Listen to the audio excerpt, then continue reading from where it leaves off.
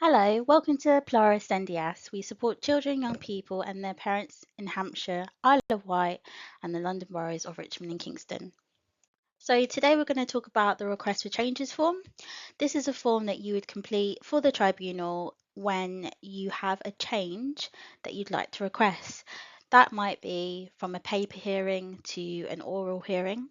That may be that your child is waiting for an ASD report or an ADHD report or even an educational psychologist report.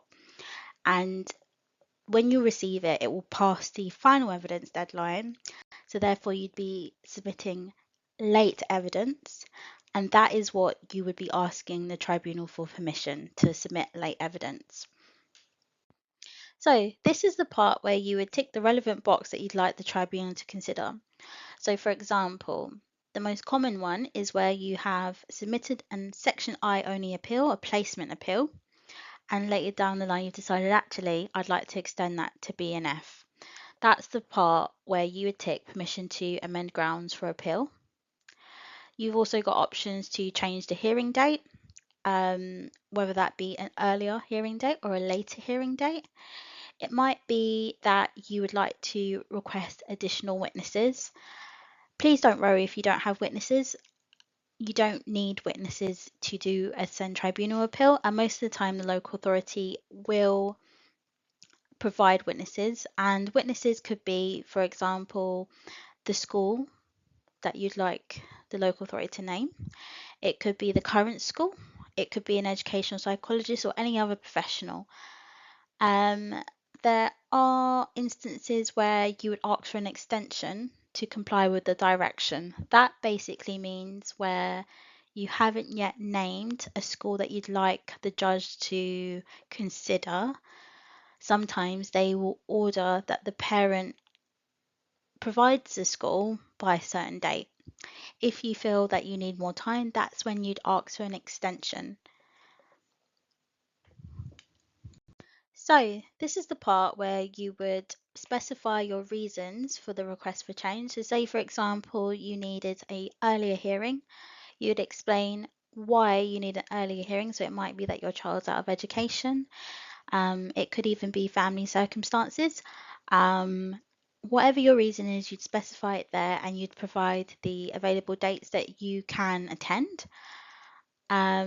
You can also put why you need a witness and explain why their evidence is relevant. So it might be that your child's current needs are not accurately described in the EHCP, and that's why you're requesting an educational psychologist to attend the hearing. It could be as simple as that.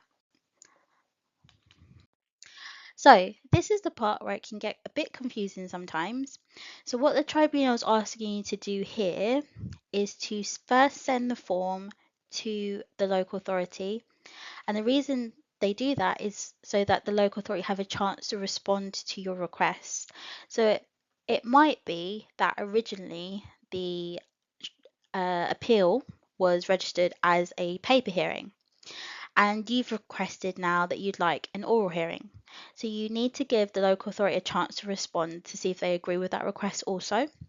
Whatever their response is, you'd pop it in the box, you'd then send it off to the tribunal to consider.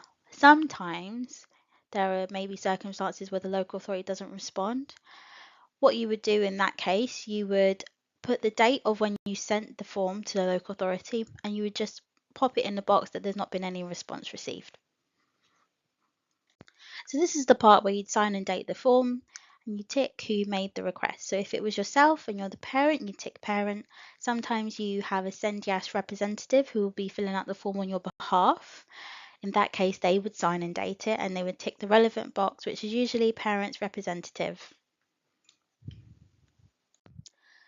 So the tribunal has given additional guidance notes to help you fill out the form. The most important thing is to be clear and very specific about what you need and why, and always keep copies of everything that you've sent. You are welcome to contact SEND if you have any further questions or need any further support with the form. And if you need any further advice or information about this form or anything to do with the SEND Tribunal, please feel free to contact your relevant SEND. Thank you for listening.